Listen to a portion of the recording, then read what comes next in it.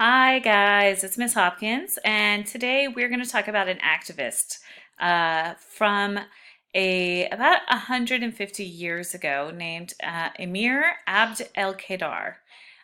He was a Muslim man who lived in the 1800s, and the way that he has become known is as someone who took human rights very seriously. So let's go through this. A quote that is here about him um, is attributed to him is, "Do not ask about a man's genealogy, but ask about his character and deeds. If the water is pure, so is the source." Meaning, if what a person does is good and pure, then that person is good and pure. So where they come from doesn't matter. What matters is their actions. Okay, so let's see. His early life. He was born in modern day Algeria in 1808. Of course, it wasn't called Algeria then, it was Algiers. But it's where modern day Algeria is now. That area was then part of what's now we refer to as the Ottoman Empire, which was based in the Turkey area, and then the Ottoman Empire was very powerful. They colonized a lot of countries around. His family was something called Bedouin. Bedouin was a type of religion and lifestyle. They were very nomadic and tribal people. They believed strongly in tradition and family and being together. And we know nomadic means they move around from place to place, right? So this is not our first nomadic tribe that we've talked about this year. The Bedouins prize mastery in hunting and horsemanship. So not just being a good hunter, but becoming a master hunter, becoming a master horseman, treating their animals well so that they would perform better. But in addition to that, they also prize education and wisdom above all else.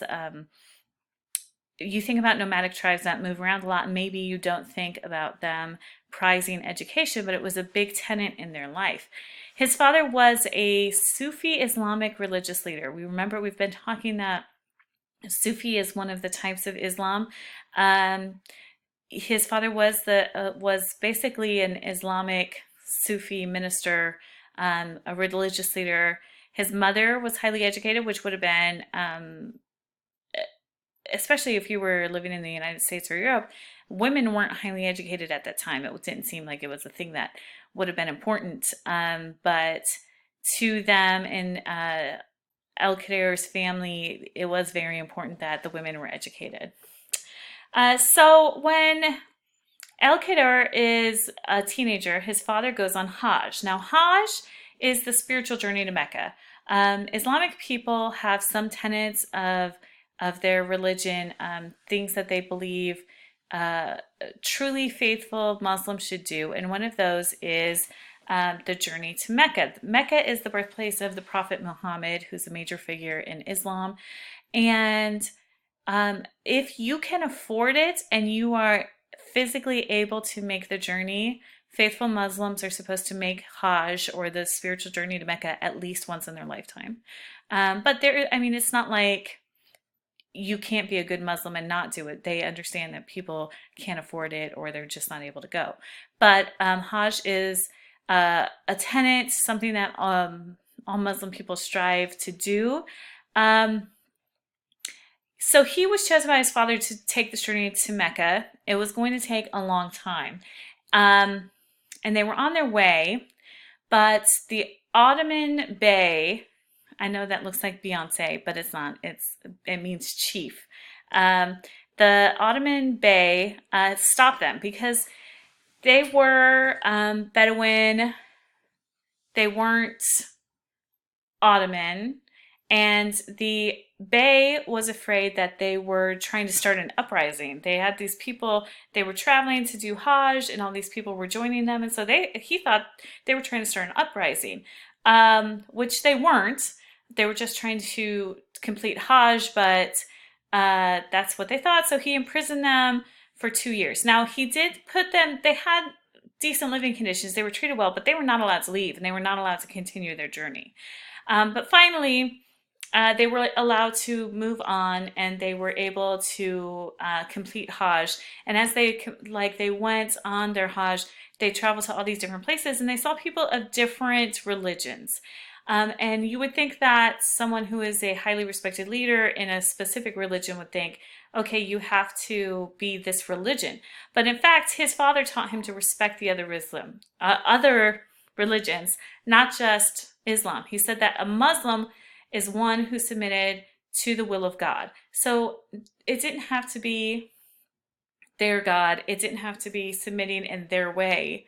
But anyone who submitted to the will of God was Muslim. And so they should all be treated as brethren. All faithful people, no matter their religion, should be treated as brethren. And so they shouldn't fight with each other. Okay? So, at that point, they've come back from Hajj, and Algiers, which is modern day Algeria, is beginning to be overtaken by the French. And at one point, there's something they call the fly swatter incident, in which an Algerian soldier gets mad at a French official and hits him with a fly swatter, and they attribute that to the French wanting to come and take over and start this battle with the Algerians. Okay, thank you, love you, good night. So because of this fly swatter incident, the French people respond by invading Algiers. They threaten Oran, which is the town that has the home of the Bey, which was the chief, the one that imprisoned the ElKader and his father and their friends. They threaten their home. So he begs the Bedouin people and the Islams. He begs the Algerians for aman, which means protection. And they think about doing it. The leaders are going to grant it. They're going to say, hey, we're supposed to take care of each other. We're going to grant this. But Abd ElKader spoke out against it. He said that it would be showing weakness to the enemy because the Bey had treated the Algerian people very badly. Okay, he didn't just imprison ElKader and his father. He was known for torturing his people and treating them very badly. And so because of this, he said that we should not give protection to the Oran. And because he presented it in such a thoughtful way, Abd ElKader, he won the respect of the elders around him. And they began to see him as an important leader in the community. So he becomes the commander. Now, initially, in this fight against the French, Abd ElKader's father was the one who was called to lead the troops. Remember, he's a respected spiritual leader. But what he does is he accepts that call, but then he decides to put his son into charge. So ElKader was put into charge kind of in a sneaky way, but he was supported once he got there. Once they made that change and he became the leader, the other elders in the tribe, they supported that decision. Now, he refused the title of sultan. Most of the time, they would call their leader sultan, which is ruler, and the ruler would imply like king or the one over all, the one who controls everything. But instead of sultan, he asked to be called emir, which was commander or leader. He didn't want to be in charge of everyone. He wanted to be a leader to them. He wanted to be a leader, not a ruler. He didn't want to make all the decisions. He wanted to lead people in the right direction. So that's where he gets the title Emir Abd ElKader. So he led his troops in battle for 15 years. 15 years this battle between the French and the Algerians is being fought. 10 years into that, a French general named Bugeaud begins using these ruthless tactics. He's burning entire villages. He's torturing his prisoners. He is withholding just basic human rights from people.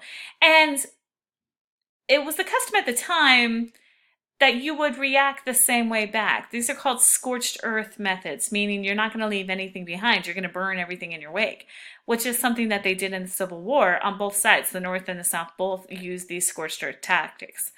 But Abd ElKader refused to behave that way because in his there's something called the jihad.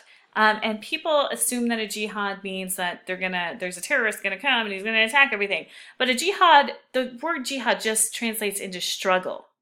And for the faithful Islamic, the struggle, the major struggle in their life is to remain faithful and to submit to the will of their God.